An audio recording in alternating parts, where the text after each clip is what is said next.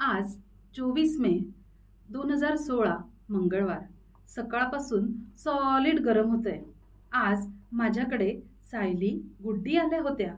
मी बरेच दिवसात त्यांच्याकडे गेले नाही म्हणून रागावल्या होत्या। शेवटी त्यांना माझ्याशिवाय करमेना, त्याच माझ्याकडे आल्या। मी त्यांना न येण्याचं कारण सांगितलं। मी रंगवलेली खिडकी दाखवली। त्या दोघींना फारच आश्चर्य वाटलं। अय्या, किती छान रंगवलंयस तू, सायली सारखी म्हणत होती। गुड्डीचा तर विश्वासच बसत नव्हता। ती तीन-तीनदा मला विचारत होती, खरंच तू रंगवली ही खिडकी? त्या दोघींना मी बाबाने आणलेलं पक्ष्यांचं पुस्तक दाखवलं आणि मी लिहिलेली वही सुद्धा। मग तर काय, त्यांना फारच आश्चर्य वाटलं। मग मी त्यांना तामटाचं घर खिडकीतून दाखवलं। बागेत हिंडलो।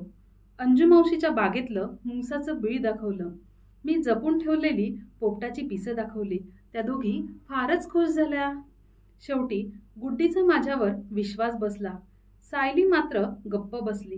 बहुतेक मनाशी काहीतरी ठरवीत असावी। तेवढ्यात आई तिकडून ओरडली, अगं, इथे काय बसलायत? बाहेर पाहिलत का? गारा पडताय गारा। आम्ही धावतच जिना उतरून अंगणात गेलो।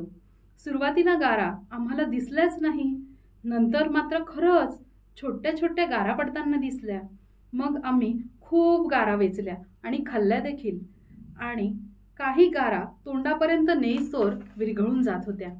अंगणात छोटंसं तळं तयार झालं। गुड्डी म्हणाली, आपण शिळाच्या होड्या सोडूया। आम्हाला तिची आयडियाची कल्पना आवडली। आम्ही तिघींनीही शिडाच्या होड्या भरभर तयार केल्या आणि पाण्यात सोडल्या। होड्या छान तरंगत होत्या। आम्ही खूप भिजलो। मग आईने आम्हाला हाक मारून बोलावलं आणि मस्त गरम गरम उपीट खायला दिलं, कॉफी सुद्धा प्यायला दिली।